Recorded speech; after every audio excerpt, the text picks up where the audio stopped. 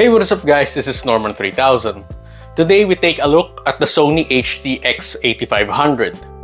This is a standalone 2.1 soundbar all the way back from 2019. It has built-in subwoofers and support for multiple audio formats shown in the screen right now. So right off the bat, here is my conclusion. This is a good soundbar if you can get it at a discount. I got this for 10,000 pesos on Buy on the second-hand market, and for the most part, I have been very happy with this soundbar. My only complaints is that the vocals tend to be overpowered by the bass, and the price being very expensive if bought brand new. But the pros far outweigh these cons. I am upgrading from the Sony HT-S100F soundbar, and simply put, the X8500 is much better. It is louder, fuller, and simply sounds better in any scenario. The fact that this is an all-in-one system also make it worth considering, especially if you are living in a smaller space like a condo or an apartment. And that's basically it for the conclusion. If you want to learn more, stick around. So a bit of a disclaimer, as mentioned earlier, I upgraded from the Sony HT-S100F, and that will be used as a reference for this whole review. First up, let's do the quick unboxing.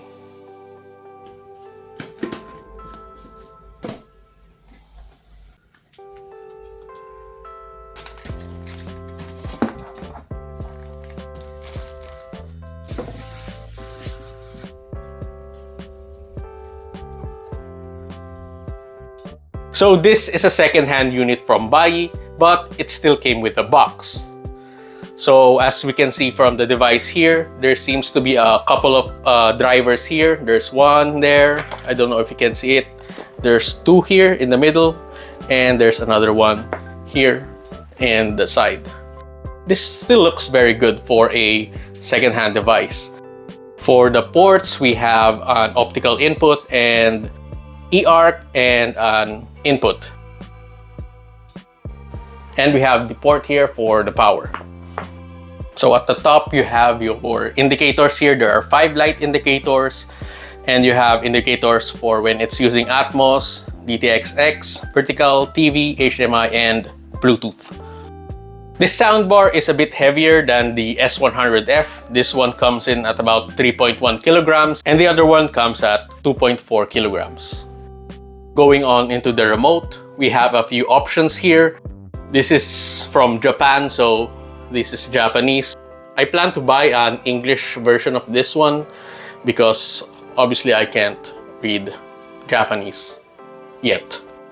So let's get right into it and get into the sound test. Yes, I know, for snobs out there questioning what is the point of a sound test on a YouTube video. Yeah, I get your point, but if you don't like this section, feel free to skip to the next section. For the parameters of these tests, I have my mic here at the same distance as my camera. I am about 1 meter away from the TV and soundbar, and there are 50 steps of volume here. Unlike the S100F, the X8500 gets extremely loud, and the volume at 50% for the X8500 is very loud and will disrupt the neighboring unit. I will be playing the S100F at about halfway mark, 25/50, and the X8500 at about 20/50.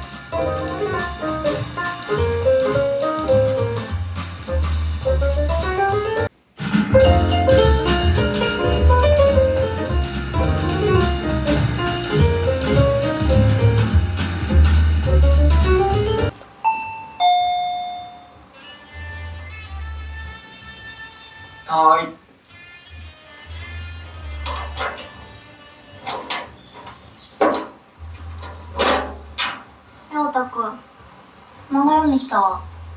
久保田さん、今散らかってた。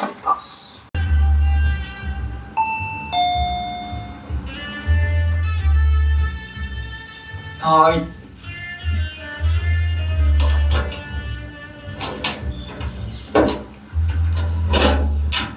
陽太くん、漫画読んできたわ。久保田さん、今散ら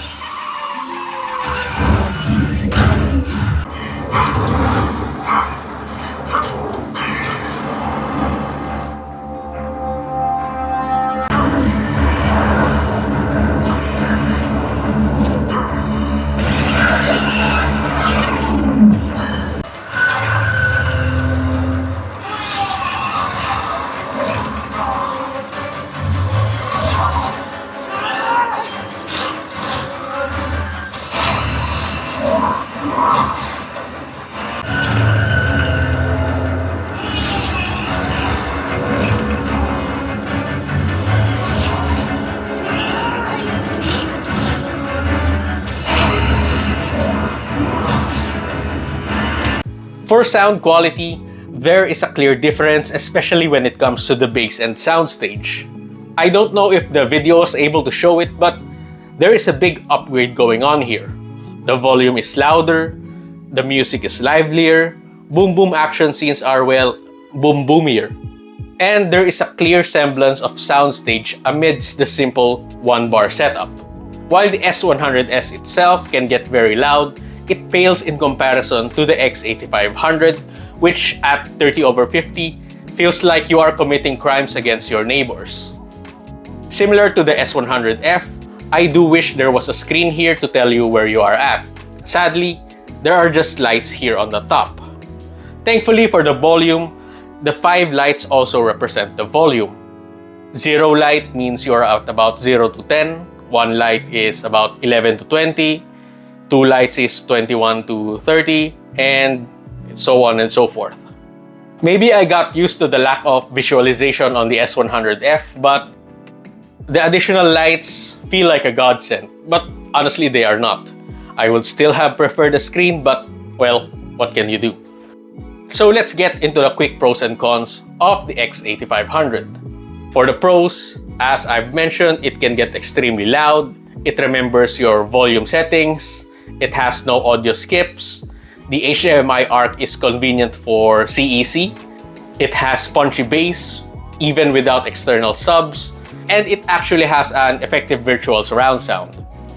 Again, I am coming from the S100F, so any improvement is a big improvement. For the cons, while the bass is punchy and there is a clear separation between the instruments when listening, voices tend to get overpowered by bass. For the second con, there's no clear screen for the settings, and of course the price. Price at about 22,000 pesos or about $370 for brand new, the X8500 is fairly expensive. And this is where I get into a couple of tangents. Tangent number 1 is the brand new market. Snobs out there will say $22,000 or $370 is cheap or entry level, but put this into context. Soundbars here in the Philippines can get as low as about 1,500 or about $25. And the majority of people here will say this is fine, or in our language, pwede na to. Add a couple more bucks and at 3,000 pesos, you have yourself an ARC-enabled soundbar, which will 95% of the time improve the sound experience over a TV speaker. If you just want an improvement over a TV speaker, my pick for best improve my TV speaker soundbar is the TCL S45H at about 4,000 pesos. If you have a bit more dough at 22K, you have a plethora of options at the 22K mark. Sony, Samsung, LG, TCL all have soundbars in this price range that are much newer, but I can't really recommend any of them given my context, which is tangent number 2, the second-hand market. If you are willing to do your own research, the second-hand market is flooded with great tech and has almost always been, at least for me, the better choice. For my X8500, I was able to get this at Bayi for about 7,000 pesos with a shipping fee of about 2,500 pesos. At this price, this definitely feels like a great buy. At 10,000 pesos, there is nothing in the brand new market that can match the HT-X8500's form factor and features. If there is, let me know down in the comments below. I choose to buy from Bayi because Carousel and FB Marketplace have terrible deals for second-hand items. And for the X8500, there are only a few and the prices is almost as high as a brand new one. The last tangent would be home theater snobs. No, I'm not going to argue with you guys. I know a receiver and a bunch of wires and satellites are technically the best, but neither me nor my partner want to deal with the mess and the probable astronomical price of such setups. Again, if you have a non-soundbar based home theater suggestion for under 10K that has surround sound and ARC connection, let me know down in the comments. So I know that was a lot of ramble, but I just wanted to give you a fuller picture of my mindset. If you are still here, thanks, I really appreciate it.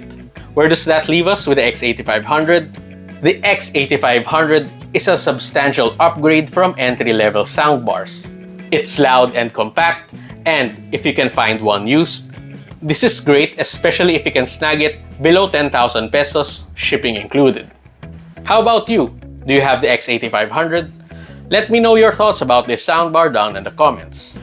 Thank you so much for watching, guys. Consider like, sharing, and subscribing if you found this useful. This has been Norman3000. See you soon, and happy listening.